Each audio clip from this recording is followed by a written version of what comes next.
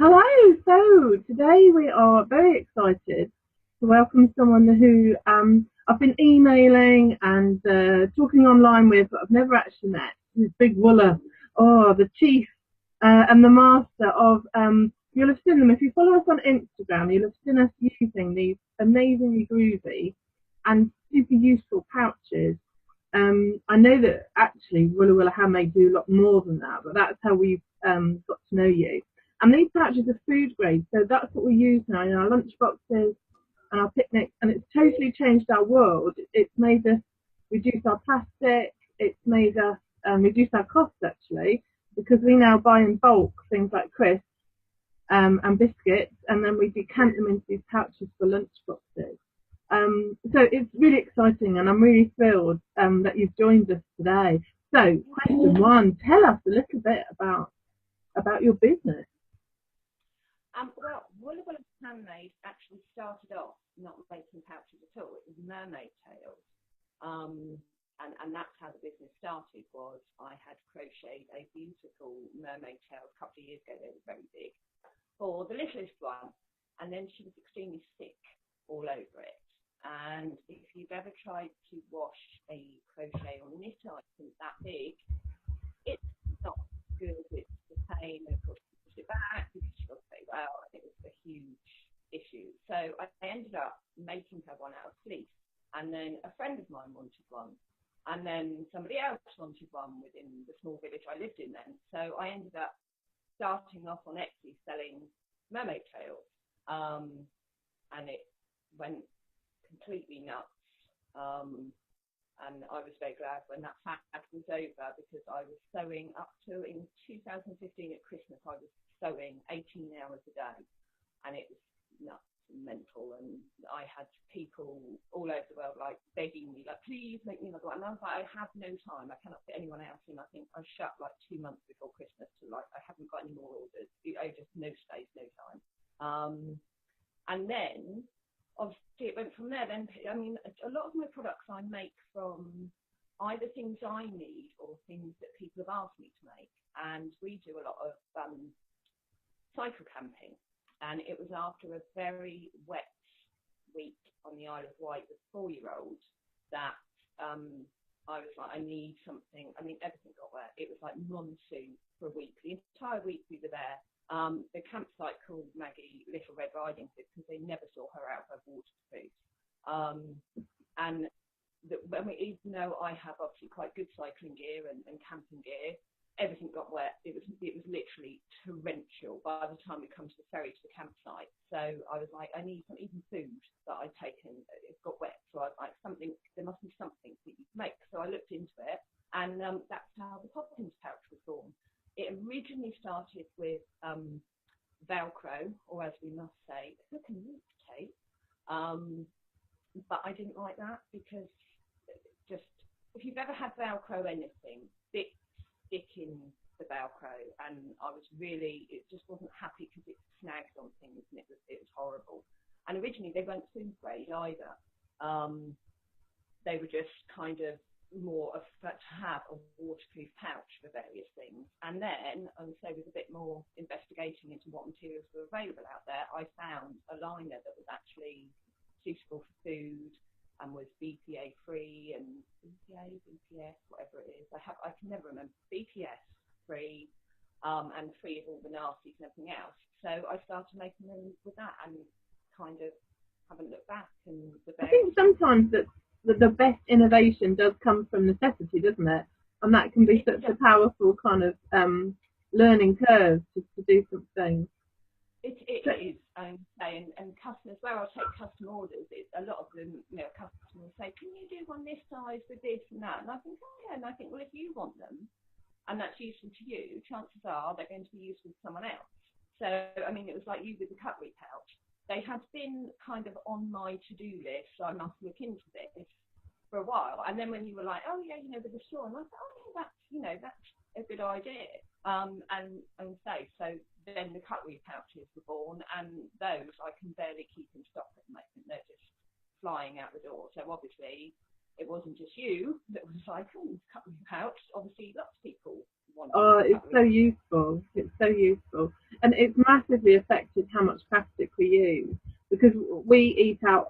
I don't mean eat out in restaurants. We take our own food almost everywhere we go because we have four incredibly difficult eaters. And so even if we had the money to eat out, we probably wouldn't. We'd probably take our own food anyway. So it's been brilliant for us. It's made a huge impact in how easy and convenient it is for us to go out. Yeah, I mean, and with my two, it makes a huge difference because the littlest one, she's not a picky eater. She just doesn't see the point of food. She doesn't get what, you know, and I mean, she's getting better now. She's older, but she was, for a long time, she was at that stage, she was too busy to eat. And there's something, and this is brought on board with eating now. And it again, like you say, eating out, it's the fact also, see, I object to paying for something that then they're not going to eat, or they only eat half of, or it comes and you're just like, well, that was a waste. And also, so with on the bikes and everything else, it means we can stop where we like and eat. And also, so many places, if you go to an attraction as well, they're just so expensive to stop. What I've started doing is I now have some little pouches with me all the time, empty ones.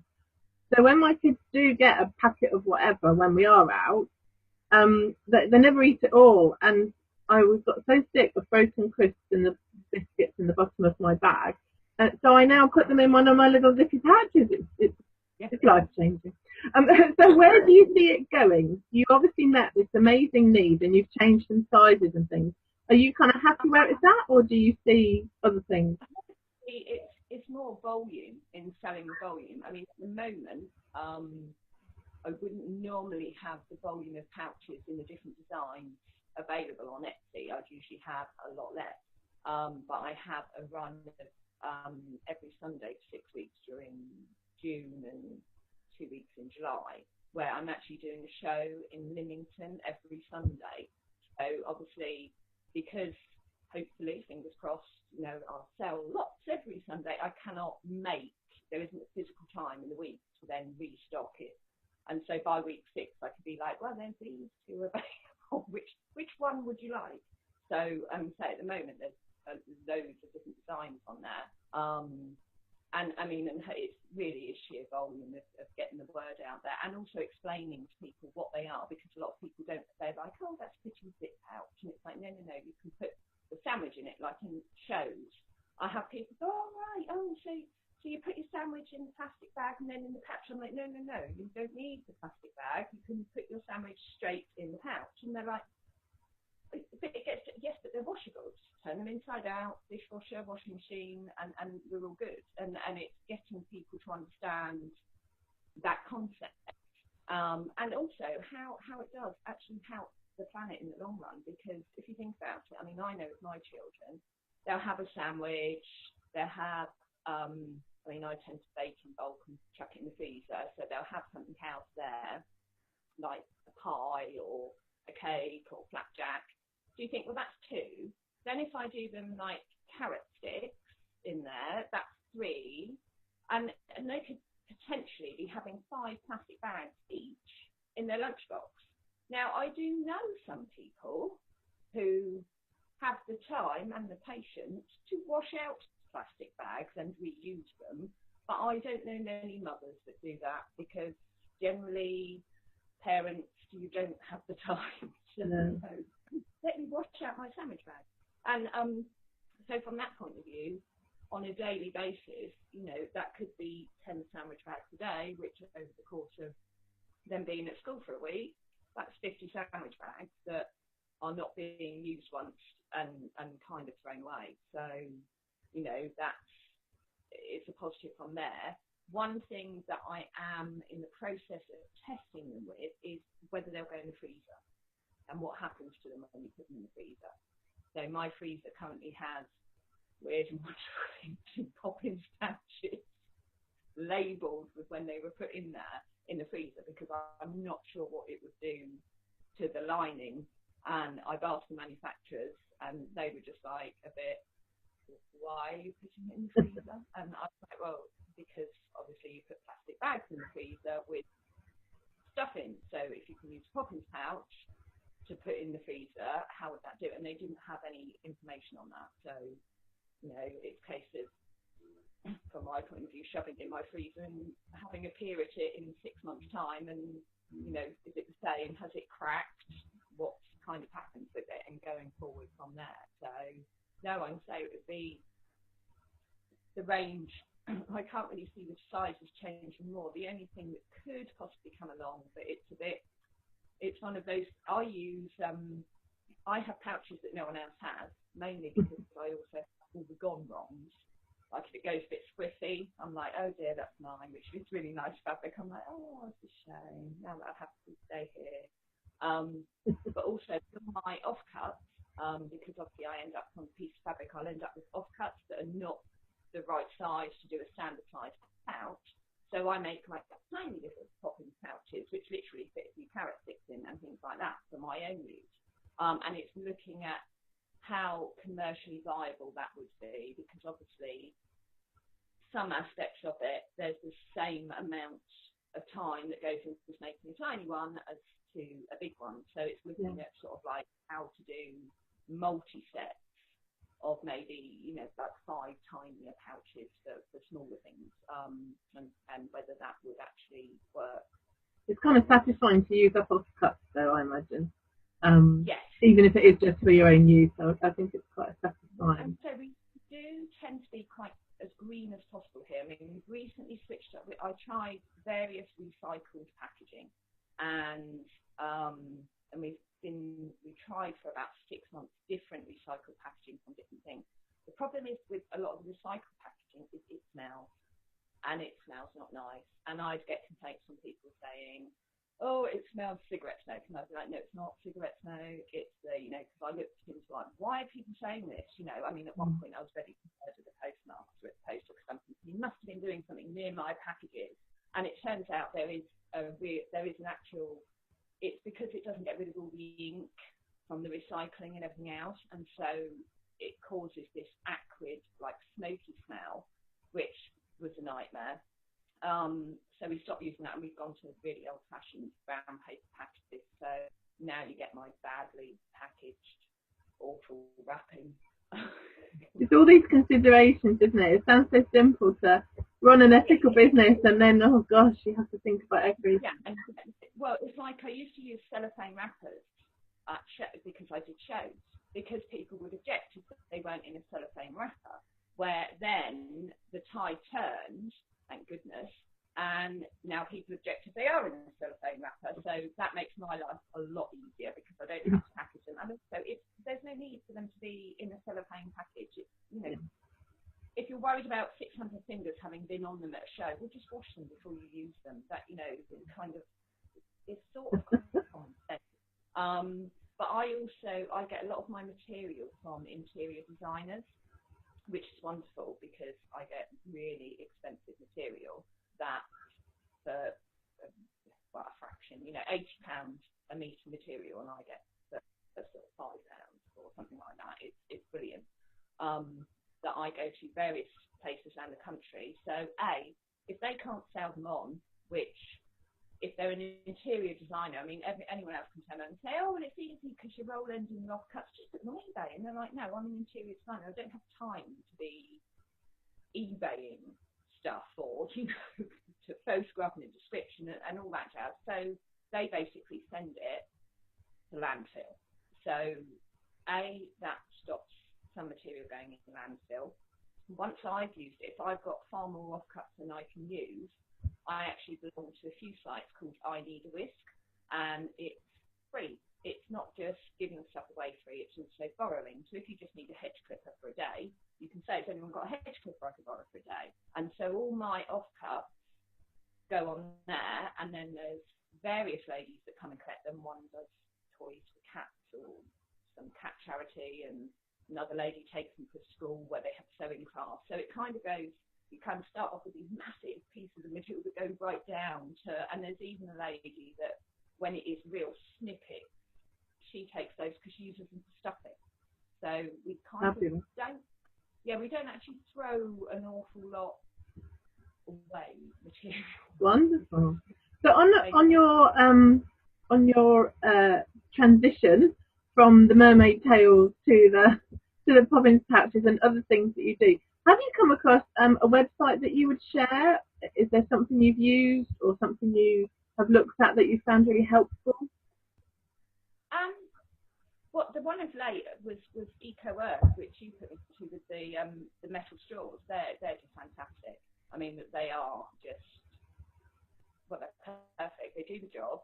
So what I tend to do when we post the video off is I'll add your Etsy store and I'll add your Facebook page, and then I'll add them as well, just in case people want to have a browse or find out more. It's nice to kind of share the joy, isn't it? I say, because I have looked at the bamboo straws and things, and I even had a bamboo straw, and my eldest managed to break it because he's 12, and they fiddle, and it's, oh, how far does it? And I thought, this is, you know, but the metal ones are just, they do the job, you know, so easily, because, you know, they can't break them and fiddle with them, and, you know. And they've tried, I'm sure.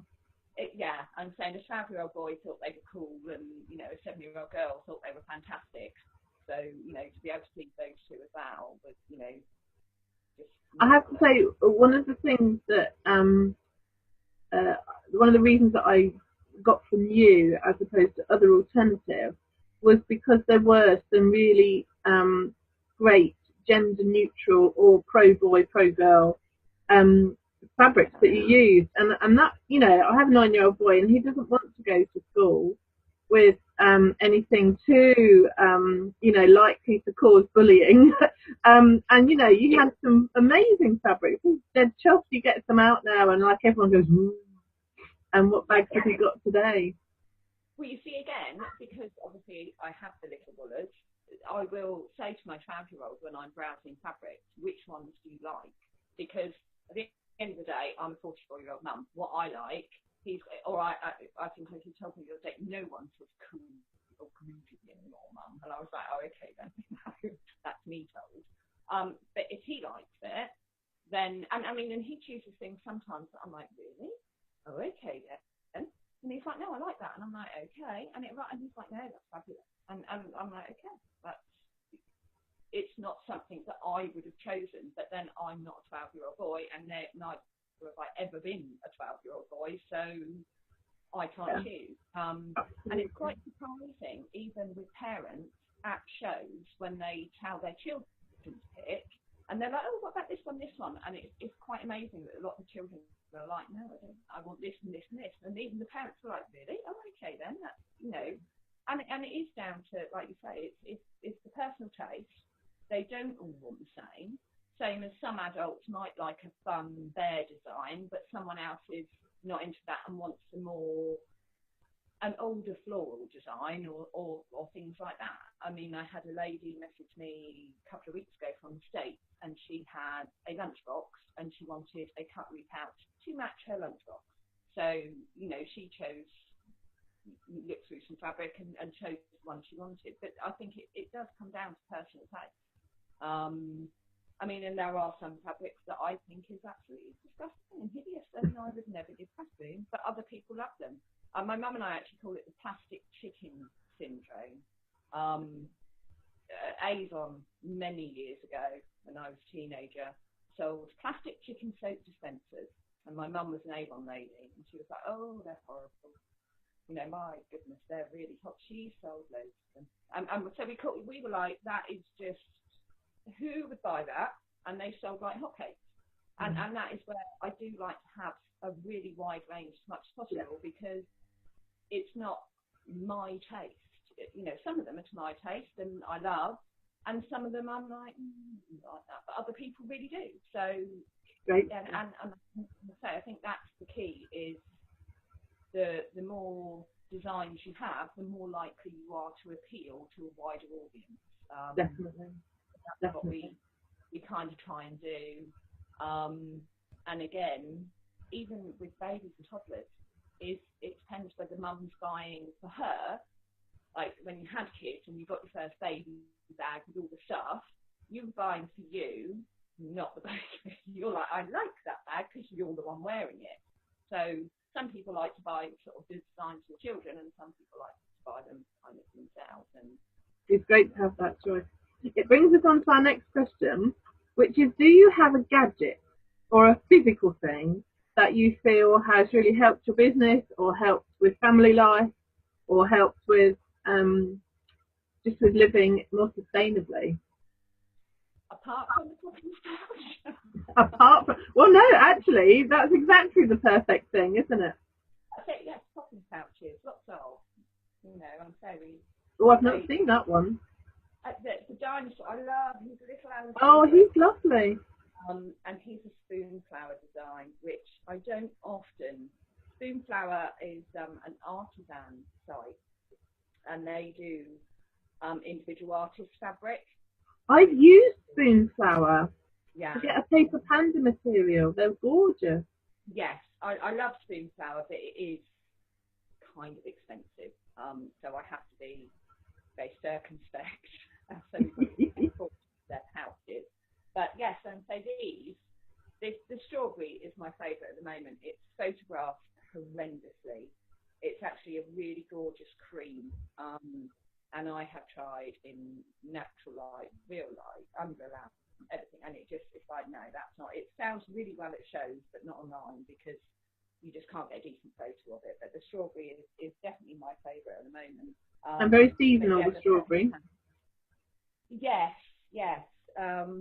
And out of all of the Poppins pouches, from a non-food use that has changed my life completely and stops me shouting at the children on a regular basis, especially during winter, and then summer we change, is the, I can fit it all in, the muddy boot pouch, because in the porch we actually have in a muddy boot pouch their wellies, their waterproofs, gloves, winter hats, and cycle helmet. And when we get back in, it's like put them away in that pouch and hang them up. So not only does it clear out all the rubbish, just, let's look like a 1970s jumble sale across the floor, but also it means next time we go out, we're not having the, I can't find my, and you're like, well, where did you just been paying in last? I don't know. I thought, and you're just like, oh, kill me now. Why did I have you? I love them really. And so that is fantastic from that point of view.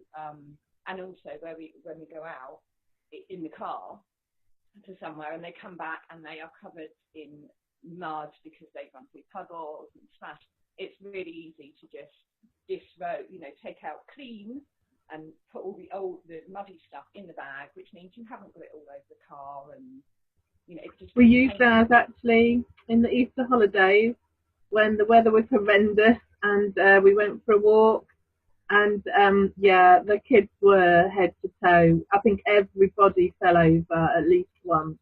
We went to a beautiful place actually. I've never known it so swampy, and luckily at the back of the van I got them all in the boot, and they all stripped off, and it all went in the muddy bag.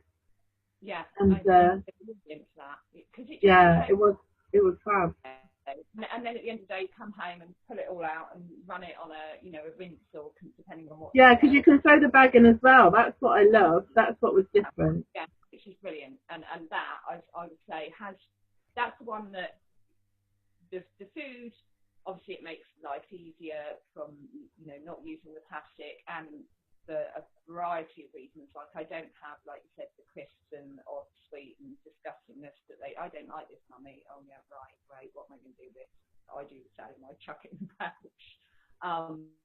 But the muddy boot pouch is just it's fabulous for that.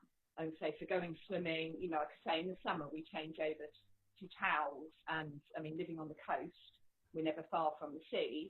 And it's no, I'm only going to travel, mummy. No, I'm not going to get wet. And then you're like, how do you look like a drowned rat? And it's like, oh, well, I might have fallen in the sea. That's nice. So we tend to have, towel and a swimming costume and bits in the pouch then. And again, it's just really easy to grab and go.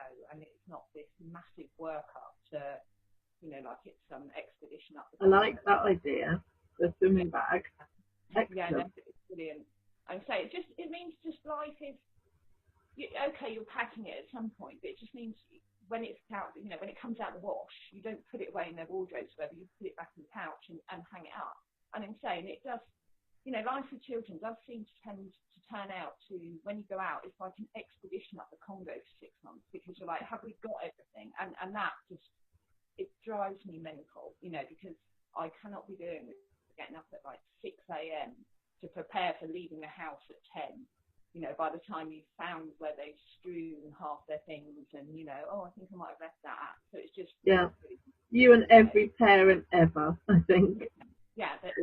Yeah. Very frustrating. I would take 6 hours to put one shoe on, Mummy. You know, it's like, really? I'm glad it's not just me. That's why I'm laughing. So, we need to draw to an end. I'm going to apologise for drinking. I've got a really sore throat and I didn't want to cough too much while we were talking. But as we come to the end then, thank you so much for your time. Is there that the sort of purpose of this series was really to sort of have normal people doing extraordinary things often, but perhaps sharing something that everyone could give a try? Could you think of just one thing that everyone could do that would be quite simple? I would say join the National Trust. Oh, we've not had that one. That's lovely. For, I think, and I could get the figure wrong here. It might, you know, but it's £10 or less. It's £9.95 a month, and you get access as many times as you like to the National Trust property. Now, I was a bit about joining. I sort of read out about it and someone said, because I thought it'd be very dry for the children, you know, because to me, the image of the National Trust conjured up going and looking around old houses, which for me personally, even if like, really, I'll have to, you know, kind of, And then a friend of mine talked to me, and she was like, no, she went, at every National Trust property, there's always a kids' play area. There's always a trail for them to do. It's actually not very, although they do restore the houses and they have some very interesting things going on in the houses, they also have these marvellous grounds that the children are overjoyed with. And we joined, and I think it works out. You only actually have to go 3 times a year as 2 adults, 2 children. And you kind of saved yourself the amount that you paid out in fees. So, I mean, it's very reasonable. I think for single parents, it's only £6. And so they work with people like the Marine Conservation Agency and other conservation agencies. So it's great because they're kind of saving the planet, you know, restoring these buildings, keeping the grounds as they were with plants and things like that might otherwise disappear, woodlands and everything else. And I'm saying for £10 a month, there's not many places you can go that have so much on offer at them as a family of 4 for a tenner. So, I mean... Brilliant. We're massive fans of the National Trust.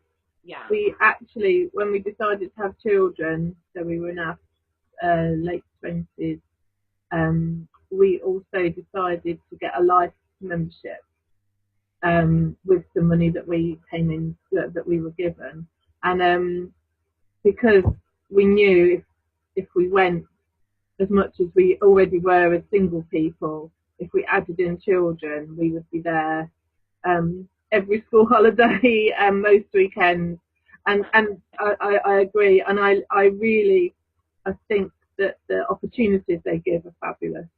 Particularly if you don't live somewhere that has a lot of greenery or space to run around. I think if you're able to get somewhere fairly regularly, it's really brilliant. We now plan our holidays around how many different places we can see from that base. And so we're quite lucky. We have Montesfont near us, literally 5-10 minute drive away.